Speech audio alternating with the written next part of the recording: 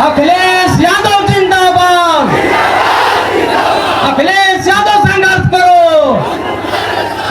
सनातन पांडे जिंदाबाद, समाजवादी पार्टी जिंदाबाद, बाबा साहब अमर रहे, डॉक्टर लोहिया अमर रहे, नेताजी मुलायम सिंह यादव अमर रहे। अब हम सबके महबूब नेता, देश के नौजवानों, किसानों, मजदूरों की आवाज, समाजवादी पार्टी के राष्ट्रीय अध्यक्ष आदरणीय अखिलेश यादव से अनुरोध करूंगा कि शानदार सभा को संबोधित करें। आदरणीय राष्ट्रीय अध्यक्ष जी।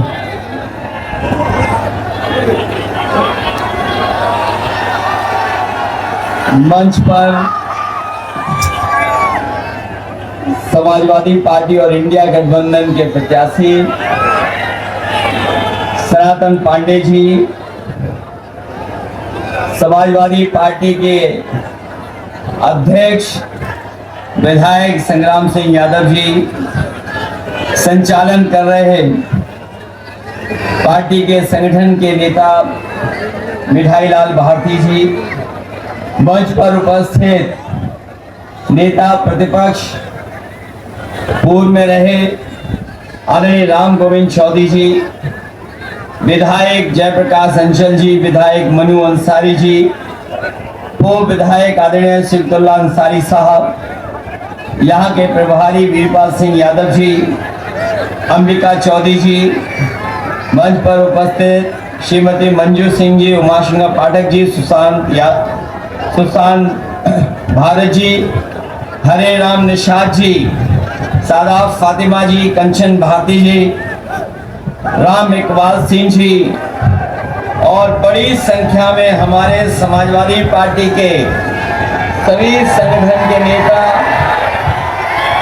आप पार्टी के वीआईपी पार्टी, सहजदेव पार्टी और सभी संगठन के नेता, अरविंद गिरी से लेकर के सांस्कृतिक प्रकोष्ठ के राष्ट्रीय अध्यक्ष आशीनाथ यादव जी और सभी हमारे नेता जो उपस्थित हैं इस चुनावी जनसभा में, उपस्थित सभी हमारे आदरणीय बुजुर्ग, किसान भाई, बड़ी संख्या में हमारे नौजवान साथी, माताएं, बहनें और पत्रकार बंधुओं, मैं सबसे पहले आप सबका बहुत बहुत धन्यवाद और आभार प्रकट करना चाहता हूं।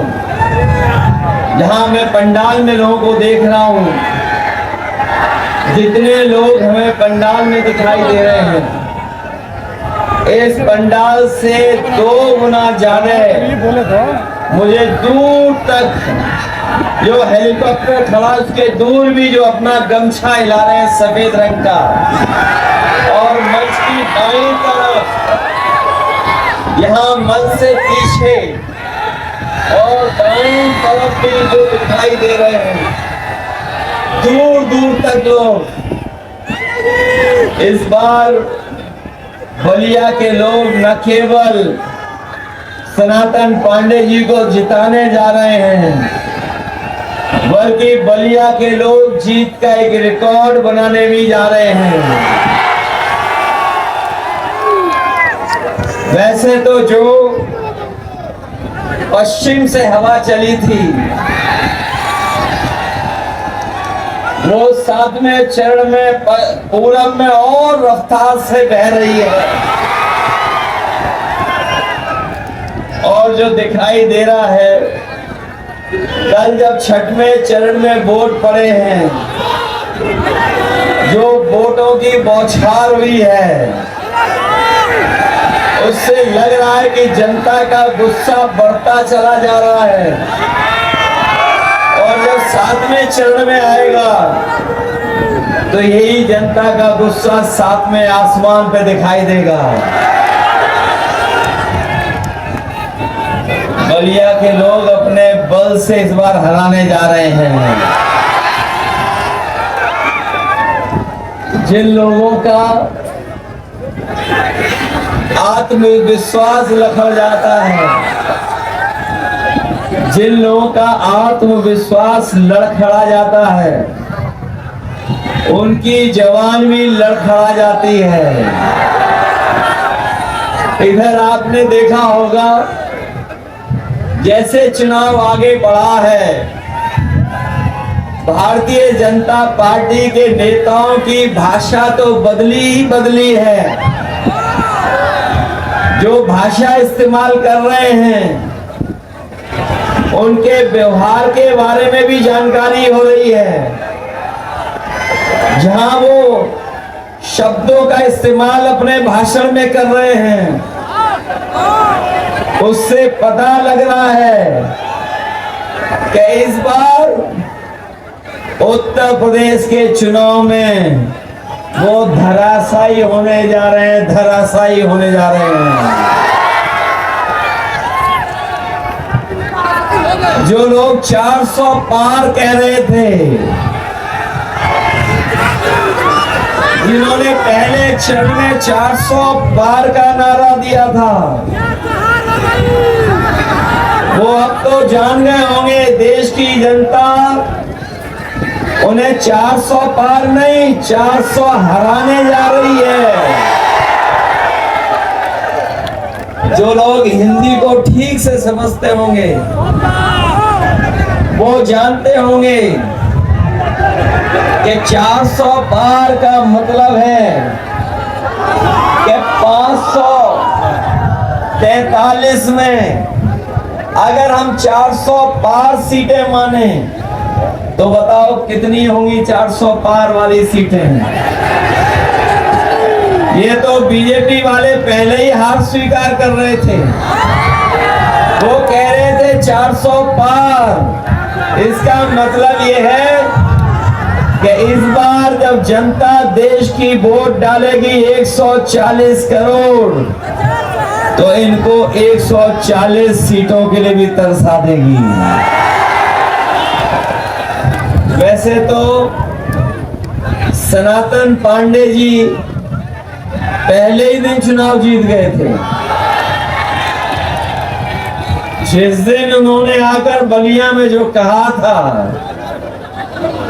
उसी दिन रिकॉर्ड बन गया था। ये मान लें बलिया के हमारे तमाम साथी जो पिछली बार थोड़े वोटे वोट से रह भी गए थे, इस बार इन्हें बताओ जिताओगे आप लोग? और तब हम आपसे अपील करने आए जिताने की। जब 7वें चरण का चुनाव होने जा रहा है और चुनाव खत्म होने में बहुत दिन नहीं है, आज के दिन के बाद बहुत कम दिन बचे हैं। 30 तारीख को प्रचार खत्म हो जाएगा। 1 तारीख को आपको वोट डालना है। वो 4 जून की जो तारीख है, वो न केवल मित्र मंडली को बदलेगी, मित्र मंडली तो बदलेगी, मंत्रिमंडल भी बदलेगा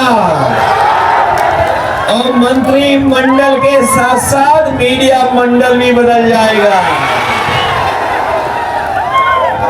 ये बात तो समझ में आ रही होगी आपको।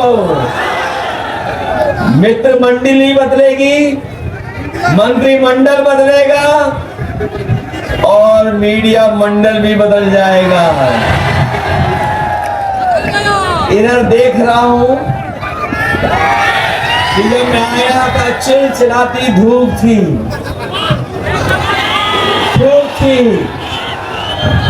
लेकिन इधर मौसम भी बदल गया है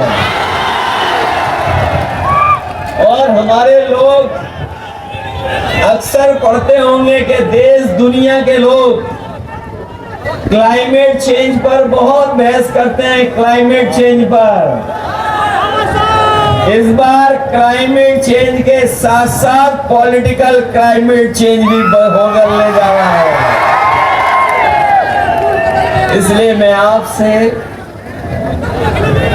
समर्थन और सहयोग मांगने आया हूं। ये 10 साल से बीजेपी की सरकार ने हमें आपको सबको धोखा दिया है। और 10 साल अगर पीछे मुड़ करके हम देखेंगे तो इन बीजेपी वालों की हर बात झूठी निकली, इनका हर वादा झूठा निकला। और याद कीजिए हमारे बलिया के किसान भाइयों, यही देश के प्रधानमंत्री कहते थे हमारी सरकार आ जाएगी, सत्ता में आ जाएंगे तो हम अपने किसानों की आय दोगुनी कर देंगे। आज 10 साल बाद न किसानों की आय दोगुनी हुई, लेकिन जो लागत बढ़ी है, महंगाई बढ़ा करके लागत लगातार बढ़ती चली जा रही है। डीजल पेट्रोल तो महंगा किया ही है, बीज कीटनाशक दवाइयां महंगी हुई, खाद डीएपी महंगी कर दी। और ऐसा भी देखा कि इन्होंने बोरी से चोरी भी शुरू कर दी। जो किसान भाई खाद लेने गए होंगे उन्होंने देखा होगा कि पहले 5 किलो और फिर 5 किलो।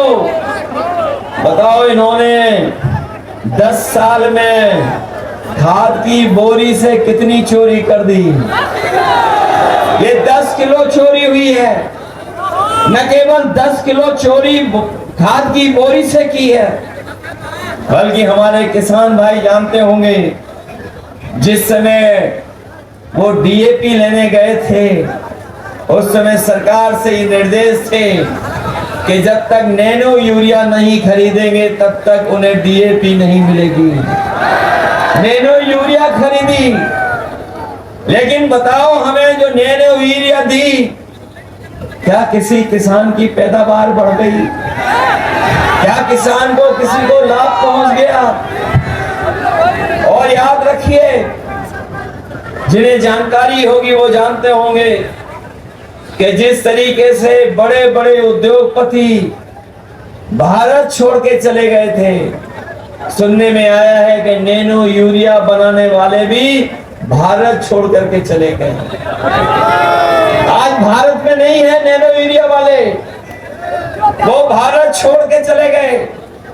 और एक ऐसा भी समय किसानों ने और देश के किसानों ने देखा कि जिस समय सरकार ने काले कानून ला करके किसानों की जमीन और उनकी पैदावार को लूटना चाहते थे, लेकिन किसान खड़ा हो गया और तब तक नहीं हटा जब तक सरकार ने काले कानून वापस नहीं ले लिए। लेकिन काले कानून वापस तो हो गए हैं, लेकिन अभी भी उन्हें एमएसपी का कानूनी अधिकार नहीं मिला है। आज बलिया में हम समाजवादी लोग और इंडिया गठबंधन ने जो तय किया है, हम आपको भरोसा दिलाना चाहते हैं कि जिस तरीके से भारतीय जनता पार्टी ने बड़े बड़े उद्योगपतियों का कर्ज माफ किया है, बड़े बड़े उद्योगपति कारोबारी जिनका कर्ज था, जिन पर कर्ज लगभग 25 लाख करोड़ था, इस सरकार ने सब उद्योगपतियों कारोबारियों का कर्ज माफ कर दिया। हम अपने किसान भाइयों को बता के जा रहे हैं कि जहां किसानों का कर्ज माफ होगा वहीं उन्हें कानूनी अधिकार दिला करके उनकी फसल और पैदावार की भी कीमत देने का काम आने वाले समय में इंडिया गठबंधन करेगा। जहां किसान को खुशहाल बनाने के लिए फैसला लिया है, वहीं हमारा नौजवान जो खड़ा है वो जानता होगा कि इस सरकार में जितनी भी नौकरियां निकली सबके पेपर लीक हो गए और कोई एक पेपर लीक नहीं हुआ है। जिन्होंने पढ़ाई लिख कर करके परीक्षा दी होगी और बार बार परीक्षा दी होगी, इंतजार किया होगा परीक्षा का, वो जानते होंगे 10 परीक्षाओं से ज्यादा ऐसी परीक्षा हुई जिनका पेपर लीक हो गया। न केवल पेपर लीक हुआ, सरकार को अपनी परीक्षाएं भी रद्द करनी पड़ी और जो परीक्षाएं रद्द हुई हैं उससे पूरे उत्तर प्रदेश में लगभग 60 लाख बच्चों का जीवन खराब हुआ है, उनके सपने तोड़े हैं। और अगर 60 लाख बच्चों के परिवार को ही हम जोड़ दें, उनके माँ बाप को जोड़ दें, तो कुल मिलाकर के उत्तर प्रदेश में 60 लाख का गुणा अगर 3 में कर दें तो इस सरकार के खिलाफ 1,80,00,000 लोग अपने आप बनते हैं। और यही 1,80,00,000 लोगों का अगर हम 80 लोकसभाओं से भाग दे देंगे तो हर लोकसभा में 2,25,000 वोट इनका कम हो गया।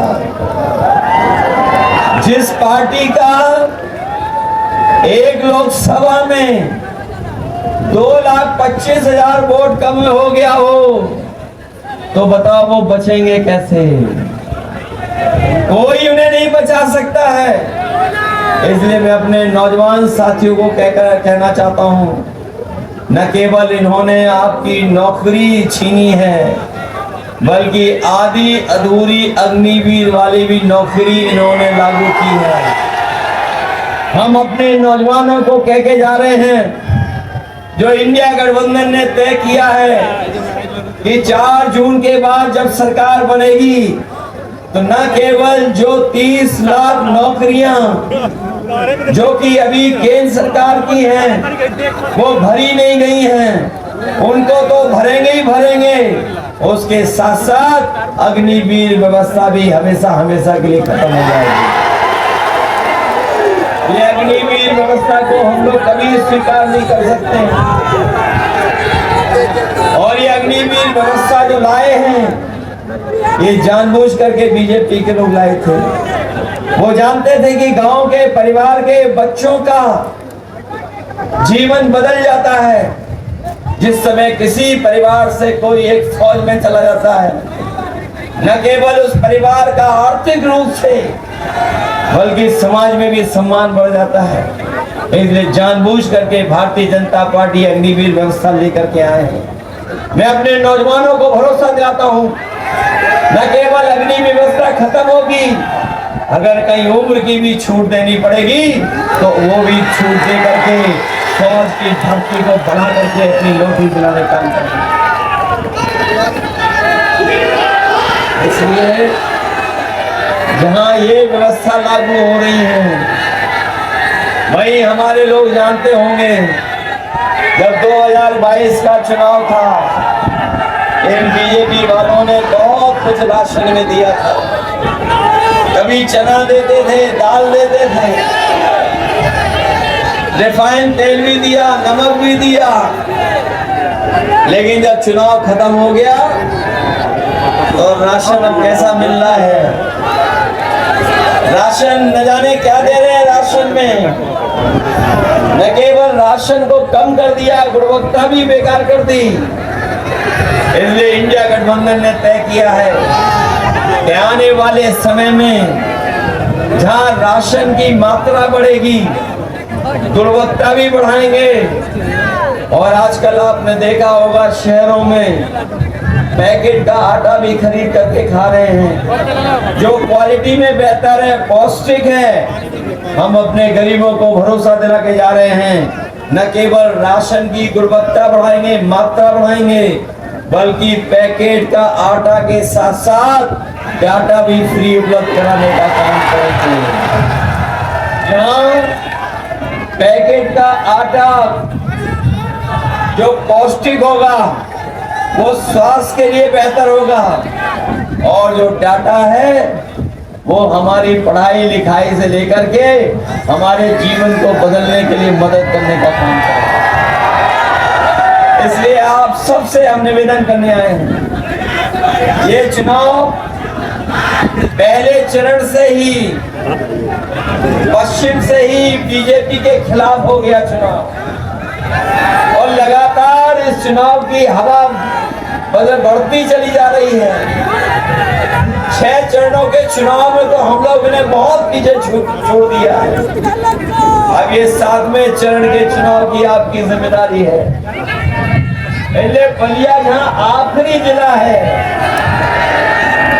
बलिया जहां आखिरी जिला है, वहीं मुझे पूरा भरोसा है कि बलिया की जीत जो बड़ी जीत होगी उसमें शामिल होगी।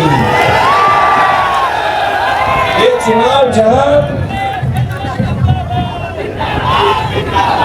चुनाव जहां हमारे आपके भविष्य का चुनाव है, वहीं ये चुनाव संविधान बचाने का भी है। इधर आपने देखा होगा भारतीय जनता पार्टी का एक एक फैसला या एक एक निर्णय उनका ऐसा हुआ है जो कहीं ना कहीं संविधान को ठेस पहुंचाता है। हमने कई मौकों पर कहा और हर सभा में कहा कि अगर इन्हें दोबारा मौका मिल गया तो यही जो संविधान बाबा साहब भीमराव अम्बेडकर जी का बनाया हुआ है, इस संविधान को बदल देंगे। लेकिन जो समर्थन मिला है वो भरोसा दिलाता है कि जो लोग संविधान बदलने के लिए निकले हैं उन लोगों को इस चुनाव में जनता बदलने का काम करेगी। ये जो समय समय पर कहते हैं कि डबल इंजन की सरकार है, ये जो डबल इंजन अपने आप को कहते हैं, मुझे नहीं पता बलिया में बड़ी बड़ी होर्डिंग लगी है डबल इंजन की क्या नहीं लगी हैं, लेकिन बड़े बड़े शहरों में इन्होंने होर्डिंग लगाई थी।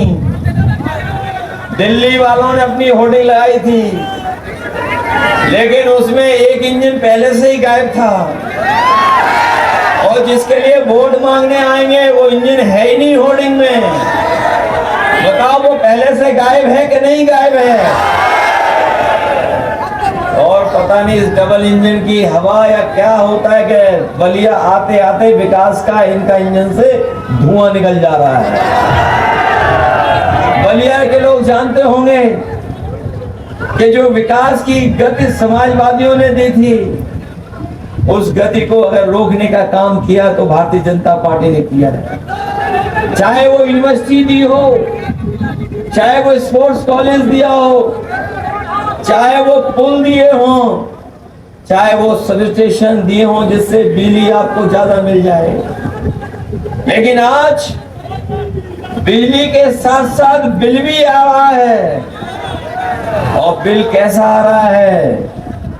बिल भी ज्यादा बढ़ के आ रहा है, और अगर कोई नहीं बिल दे पा रहा है तो उस पर FIR भी हो जा रही है।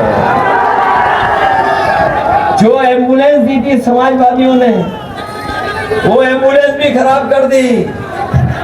जो 100 नंबर की गाड़ी दी थी, और जब से सरकार ने 112 किया, हमारे पुलिस के भाइयों को भी लगा कि जब 100 से 112 उन्होंने कर दिया तो हमें भी अपना रेट बढ़ा लेना चाहिए। हर व्यवस्था को खराब किया इन्होंने, हर व्यवस्था को खराब कर दिया। न केवल व्यवस्थाओं को खराब किया है, बल्कि हमारी आपकी योजनाओं की भी नकल करने का काम किया है। जहां समाजवादी लोग आपको लैपटॉप दे रहे थे, लैपटॉप तो दिया नहीं इन्होंने। हम लोग इतना बड़ा लैपटॉप दे रहे थे, इन्होंने उसको इतना बड़ा कर दिया। और जो दिया भी है वो बताओ कितना रद्दी है। आप घिसते रहिए, वो चलता ही नहीं है। बताओ आपके साथ ये खिलवाड़ हुई है कि नहीं हुई है? इसलिए जहां किसान को धोखा दिया, नौजवान की नौकरी रोजगार छीन लिया, और लखनऊ जैसी जगह पर बड़े बड़े निवेश के आयोजन किए गए, बड़े बड़े कार्यक्रम किए, और सरकार ने यहां तक कहा कि ये जो निवेश होने जा रहा है, ये अभी तक का उत्तर प्रदेश का सबसे ज्यादा निवेश होगा। लेकिन निवेश के नाम पर मैं समझता हूं जमीन पर कुछ नहीं पहुंचा। न निवेश दिया, न नौकरी दी, न रोजगार दिया। इसलिए नौजवान साथियों, ये इंडिया गठबंधन के लोग हैं। जहां रोजगार देंगे, नौकरी देंगे, वहीं अपनी माताओं बहनों के लिए हम कहना चाहेंगे कि किसी समय पर समाजवादी पार्टी उन्हें समाजवादी पेंशन देकर के उनको सम्मान देती थी। इस सरकार ने रोक दिया। कन्या विद्याधन देती थी, सरकार ने रोक दी।